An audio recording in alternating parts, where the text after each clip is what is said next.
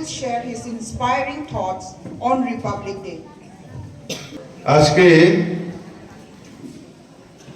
স্বাধীন ভারতের ৭৬তম প্রজাতন্ত্র দিবস উপলক্ষে আমাদের বিদ্যালয়ে আয়োজিত এই অনুষ্ঠানে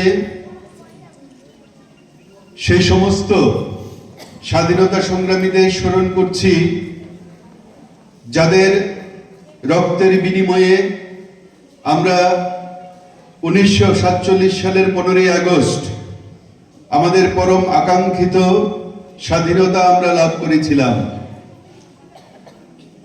সবার প্রতি শ্রদ্ধা।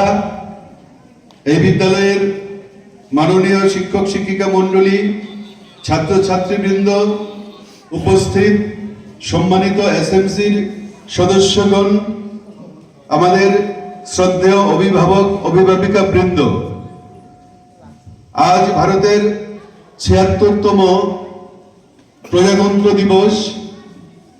১৯৪৭ সালে ভারতবর্ষে স্বাধীনতা লাভের পর আমরা আমাদের নিজেদের দেশ নিজেদের দ্বারা পরিচালিত করার সুযোগ পেয়েছিলাম এবং সেই জন্য ভারতের যে সংবিধান তার প্রস্তাবনা ১৯৪৯ সালের ২৬শে জানুয়ারি দিনটিতে ভারতের গণপরিষদ কর্তৃক গৃহীত হয়েছিল এবং সেই সংবিধান আজকের দিনে অর্থাৎ ১৯৫০ সালের ২৬শে জানুয়ারিতে সমগ্র জাতির উদ্দেশ্যে উৎসর্গিত করা হয়েছিল।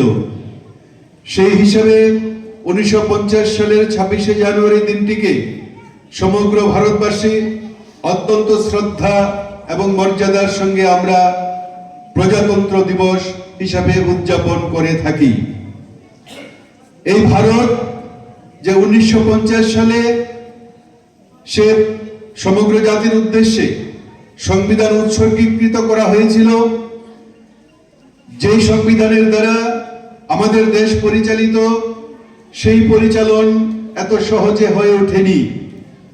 আমাদের দেশ ইংরেজের দ্বারা প্রায় ২০০ বছর পরাধীন ছিল। পরাধীনতার জাতাকলে পিষ্ট ছিল ভারতবাসী। প্রায় ২০০ বছরের পরাধীনতার গ্লানি মুছে ভারতের স্বাধীনতা সংগ্রামীদের আত্মত্যাগের বিনিময়ে, শত শহীদের রক্তের বিনিময়ে আমরা সেই স্বাধীনতা অর্জন করেছিলাম। তার ফল পেলাম আমাদের সংবিধান। এই সংবিধান বিশ্বের বৃহত্তর গণতান্ত্রিক রাষ্ট্রের সম্মান দিয়েছে ভারতবর্ষকে সারা বিশ্বের বুকে। আমাদের সংবিধান বিশ্বের সবচেয়ে বড় লিখিত সংবিধান। এই সংবিধানের যে ধারা এবং উপধারা আছে তা সারা বিশ্বে সমাদৃত। আমাদের সংবিধানের যে প্রস্তাবনা, সেই প্রস্তাবনায় বলা আছে যে ভারতবর্ষ একটা সার্বভৌম সমাজতান্ত্রিক, সেকুলার, ডেমোক্রেটিক এবং প্রজাতান্ত্রিক রাষ্ট্র হিসেবে পরিগণিত হবে। এই সেকুলার, ডেমোক্রেটিক, প্রজাতান্ত্রিক রাষ্ট্র হিসাবে গড়ে তোলার ক্ষেত্রে আমাদের শহীদদের অবদান আমরা শ্রদ্ধার সঙ্গে আজকে স্মরণ করি। আমরা বলে থাকি যে আমরা ২০০ বছর ব্রিটিশের শাসনাধীনে ছিলাম। পলাশীর প্রান্তরে রবার্ট ক্লাইভের দ্বারা নবাব সিরাজউদ্দৌলার পতনের পর ভারতবর্ষে স্বাধীনতার সূর্য অস্তমিত হয়েছিল এবং সেই থেকে ইস্ট ইন্ডিয়া কোম্পানি, যারা বণিকের ছদ্মবেশে আমাদের দেশে এসেছিল, শেষ পর্যন্ত সেই বণিকের মানদণ্ড রাজদণ্ডে পরিণত হয়েছিল। ভারতের শাসন ক্ষমতা কুক্ষিগত করেছিল ইংরেজ বণিকরা। আমরা বলে থাকি যে পলাশের আম্রকাননে ভারতের স্বাধীনতার সূর্য অস্তমিত হয়েছিল প্রায় ২০০ বছর ব্রিটিশ রাজত্বের পর। আমরা কি সত্যি মাত্র ২০০ বছর পরাধীন ছিলাম? সত্যি ২০০ বছর পরাধীন ছিলাম না। মোট প্রায় ১০০০ বছরের পরাধীনতার পর আমরা ১৯৪৭ সালের ১৫ই আগস্ট স্বাধীনতা পেয়েছি। ব্রিটিশ রাজত্বের আগেও প্রায় ৮০০ বছর ধরে আমরা পরাজিত ছিলাম। ভারত ছিল অত্যন্ত ঐশ্বর্যশালী দেশ। সম্পদে পরিপূর্ণ দেশ, সেই সম্পদের লোভে বারবার বিদেশিরা আমাদের দেশ আক্রমণ করেছে। বারবার শক, হুন্দল, পাঠান, মুঘল প্রায় 800 বছর ধরে আমাদের দেশ লুট করেছে, আমাদের পরাজিত করে, আমাদের শাসন কর্তৃত্ব দখল করে, আমাদের দেশের মানুষকে জাতাকলে, শোষণের জাতাকলে নিষ্পেষিত করেছে। সেই শক, হুন্দল, পাঠান, মুঘলের শাসনেও আমরা প্রায় 800 বছর ছিলাম। ইংরেজের 200 বছর, মোট প্রায় 1000 বছরের পরাধীনতার গ্লানি আমাদের মুছেছিল 1947 সালের 15 আগস্টের মধ্যরাতে। সে বিদেশিরা যারা প্রায় 800 বছর ধরে শক, হুন্দল, পাঠান, মুঘলেরা আমাদের দেশে প্রবেশ করে আমাদের দেশটাকে লুট করেছে, সমস্ত প্রাকৃতিক সম্পদ লুট করেছে, শত শত হাজার হাজার লক্ষ লক্ষ মানুষের তরবারির আঘাতে রক্তক্ষরণ করিয়েছে, আমাদের প্রাচীন দেশ স্থাপনা এগুলিকে ধ্বংস করেছে, আমাদের সংস্কৃতি ঐতিহ্য এগুলিকে ধ্বংস করার কাজে মনোনিবেশ করেছে, শত শত ইজ্জত লুণ্ঠন হয়েছে এবং আমাদের যে সংস্কৃতি তাকে দূষিত করার চেষ্টা করেছে। ভারতবর্ষের মানুষের দেহে যে পবিত্র রক্ত প্রবাহিত হয় সেই রক্তকে দূষিত করার প্রচেষ্টা নিয়েছে শক, হুন্দল, পাঠান, মুঘলেরা। তারপর এলো ইংরেজরা, রবীন্দ্রনাথের ভাষায় অনল নিঃশ্বাসী রথে এবং লৌহ বাঁধা পথে এসে প্রায় 200 বছর শাসন করলো। তার আগের 800 বছরও মুঘলরা আমাদের দেশকে লুট করেছে, আমাদের দেশ প্রাকৃতিক সম্পদকে ধ্বংস করেছে। আমরা জানি যে বাবর এবং তার বংশধর সিরাজদৌল্লা, টিপু সুলতান, কুতুবউদ্দিন আইবক, মোহাম্মদ বিন তুগলক, এরা কারা ছিল? এরা নিশ্চয়ই ভারতীয় ছিল না।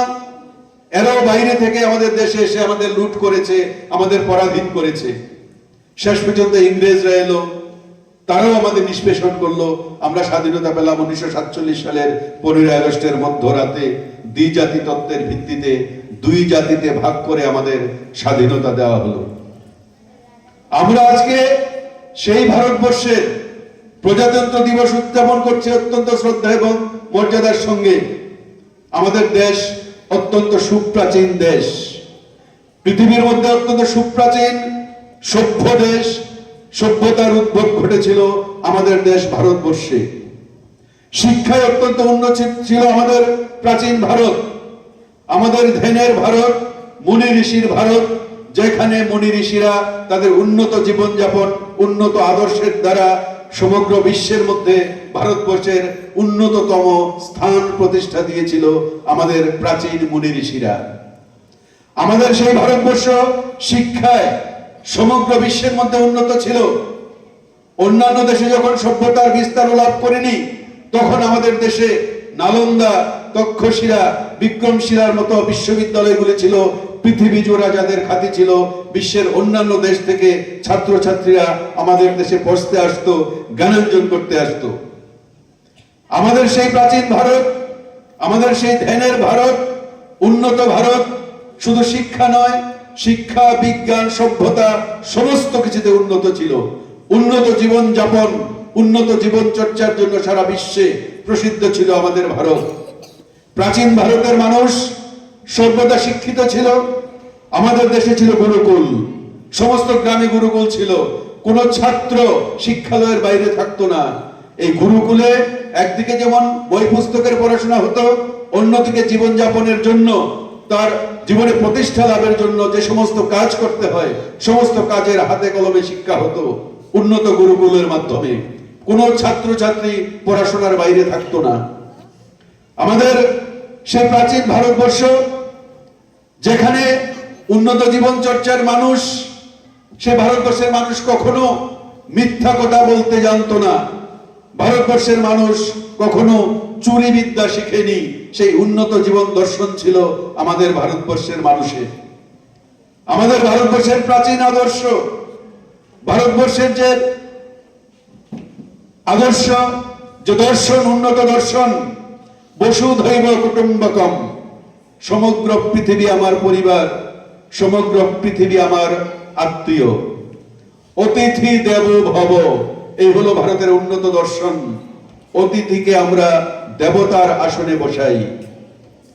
উপনিষদের ভারত, কর্মণ্যবাধিকারস্তে মা ফলেষু কদাচন, কর্ম করে যাও, ফলের আশা করো না, ফল একদিন দেখা দেবে।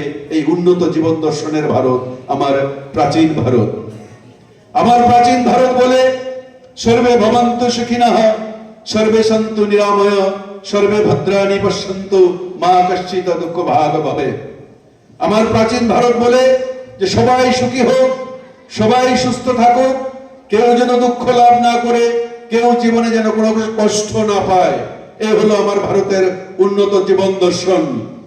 শিক্ষক গুরুকে আমরা সর্বদা শ্রদ্ধার আসনে বসিয়েছি প্রাচীন ভারতে। আমরা বলি গুরু ব্রহ্মা গুরু বিষ্ণু গুরুদেব মহেশ্বর গুরুরেব পরম ব্রহ্ম তস্मै শ্রী গুরুবে নমঃ। গুরুকে সর্বদা আমরা মাথার উপরে স্থান দিয়েছি।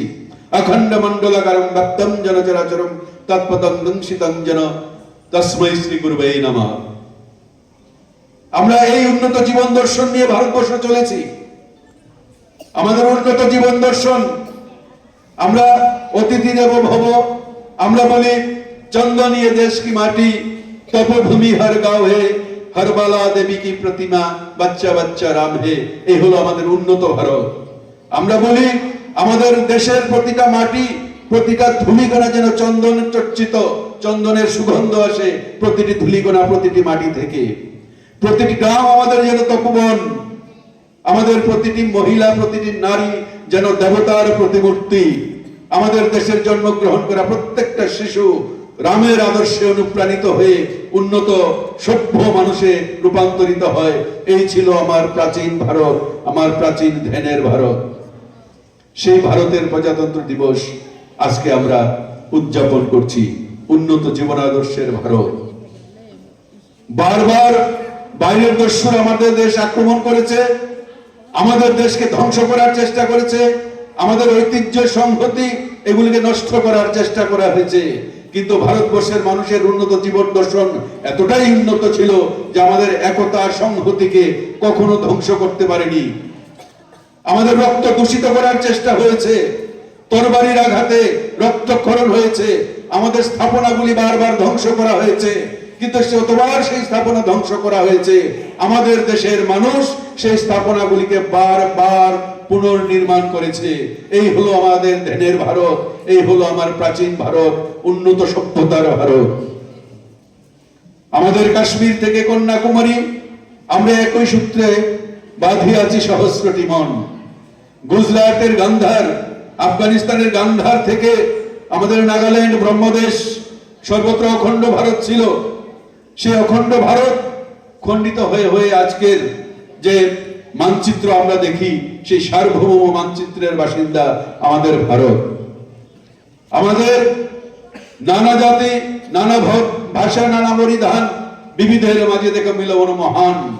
ভারতবর্ষ এমন একটা রাষ্ট্র, তার যত বড় রাজ্য আছে প্রত্যেকটা রাজ্যের ভাষা আলাদা, পোশাক পরিচ্ছদ আলাদা, খাদ্য আলাদা, সংস্কৃতি আলাদা, আচার আচরণ আলাদা।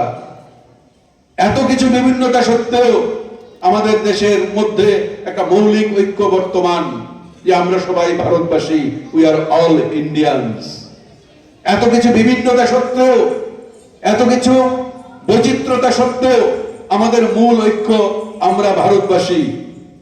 এই মূল ঐক্যই ভারতবাসীকে বারবার 800 বছরের নিষ্পেষণেও ভারতবাসীর ঐক্য ধ্বংস করতে পারেনি, তার উন্নত সভ্যতাকে বিন্দুমাত্র আঁচড় কাটতে পারেনি। এই উন্নত সভ্যতার জন্য বারবার বিদেশিদের পরাস্ত করতে সক্ষম হয়েছে ভারতবাসী। 800 বছরের, 200 বছরের, প্রায় 1000 বছরের পরাধীনতার গ্লানিকেও মুছে দিতে পেরেছে একমাত্র ঐক্য এবং সংহতির জন্য। আজকে আমার সেই প্রাচীন সভ্যতার ধ্যানের ভারত, আমার সেই উন্নত সভ্যতার দর্শনের ভারত আজকেও বিভিন্ন বহিঃশত্রু এবং আভ্যন্তরীণ শত্রুদের দ্বারা সর্বদা ব্যতিব্যস্ত। 1947 সালের 15 আগস্টের মধ্যরাত্রে, 14 আগস্টের মধ্যরাত্রে যে দ্বিখণ্ডিত স্বাধীনতা পেয়েছিলাম আমরা, সেই দ্বিখণ্ডিত স্বাধীনতা দ্বিজাতি তত্ত্বের ভিত্তিতে স্বাধীনতা যে বিস্ফল আমরা আজকে ভোগ করছি।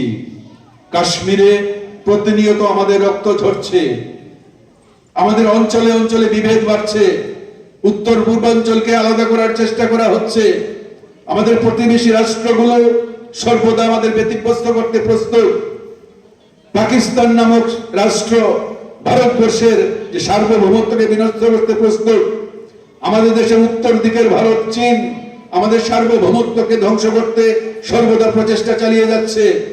প্রতিবেশী রাষ্ট্রগুলোর ব্যতিব্যস্ততায় ভারতবর্ষের যে উন্নত সামরিক সমর সজ্জা, সেই সজ্জাকেও প্রস্তুত। দেশের অখণ্ড এবং সংহতি রক্ষা করতে ভারতবর্ষ তার একদিকে যেমন মানুষের ঐক্য শক্তি আছে, তেমনি সামরিক শক্তিতেও ভারতবর্ষ প্রবল পরাক্রমশালী। তা বারবার বিভিন্ন যুদ্ধে ভারতবর্ষ পরাজিত করে দিয়েছে, প্রমাণ করে দিয়েছে।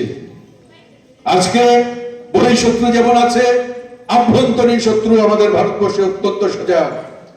কারণ আমাদের দেশে যে স্বদেশ প্রেম নিয়ে আমরা ভারতবর্ষ স্বাধীনতা করেছিলাম, সেই স্বদেশ প্রেমের যথেষ্ট অভাব পরিলক্ষিত হচ্ছে। সেই স্বদেশ প্রেমের অভাব পরিলক্ষিত হওয়ার কারণে আমাদের দেশের কিছু কিছু বিশ্ববিদ্যালয়ে ভারতবর্ষকে টুকরো করার স্লোগান ওঠে, মণিপুরকে টুকরো করার স্লোগান ওঠে, মণিপুরকে স্বাধীন করার স্লোগান ওঠে, কাশ্মীরকে স্বাধীন করার স্লোগান ওঠে, উত্তর পূর্বাঞ্চলকে ভারতবর্ষের খণ্ড করে ভারতবর্ষের মধ্যে আলাদা রাষ্ট্র করার মতো স্লোগান ওঠে। এগুলি কেন ওঠে? একমাত্র স্বদেশ প্রেমের অভাব, দেশের প্রতি কর্তব্যের অভাব হেতু। শিক্ষার সর্বদা বিস্তার তেমন ভাবে না ঘটলেও বিদেশি শক্তির প্রত্যক্ষ প্রভাবে আমাদের দেশে টুকরো টুকরো গ্রেন তৈরি হয়েছে এবং দেশকে টুকরো করার জন্য স্লোগান ওঠে। একদিকে বাইরের শত্রু, একদিকে ভেতরের শত্রু, সমস্ত কিছুকে মোকাবেলা করে ভারতবর্ষ এগিয়ে যাচ্ছে। আজকে ভারতবর্ষের রাষ্ট্রনায়করা যখন বিদেশে যান, সেই প্রোটোকল ভেঙে দিয়ে বিদেশি অতিথিরা বিমানবন্দরে এসে ভারতবর্ষের রাষ্ট্রনায়কদের স্বাগত করে তাদের সমস্ত সম্মান মর্যাদা দিয়ে সমস্ত বিশ্বের রাষ্ট্রগুলো ভারতবর্ষের সমস্ত সম্মান এবং মর্যাদার সঙ্গে তাদের দেশে আহ্বান করেন, বিভিন্ন শান্তি চুক্তিতে আহ্বান করেন। এতটাই আমরা শক্তিশালী।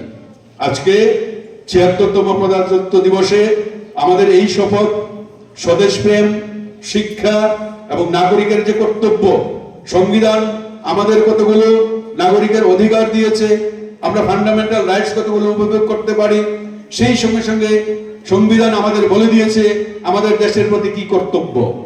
আমরা যেমন একদিকে অধিকার ভোগ করব, একদিকে কর্তব্যের দ্বারা, নাগরিক কর্তব্যের দ্বারা আমরা দেশকে সারা বিশ্বের আসনে আবার শ্রেষ্ঠ জায়গায় পৌঁছে দেব। কবিগুরু রবীন্দ্রনাথের ভাষায়, ভারত আবার জগত সভায় শ্রেষ্ঠ আসন লবে। এই শ্রেষ্ঠ আসন লাভ করতে পারে যদি আমাদের বর্তমান ছাত্র সমাজ সুশিক্ষায় শিক্ষিত হয়ে, স্বদেশ প্রেমে উদ্ভাসিত হয়ে, যে জায়গায় আমরা যে কর্মস্থলে আছি সেই কর্মস্থলে আমাদের সর্বস্ব দিয়ে আমাদের রাষ্ট্রকে শক্তিশালী করতে পারি, তবেই ভারতবর্ষ আবার জগত সভায় শ্রেষ্ঠ আসন লাভ করবে। এই কথা বলে আমার বক্তব্য শেষ করছি। জয় হিন্দ।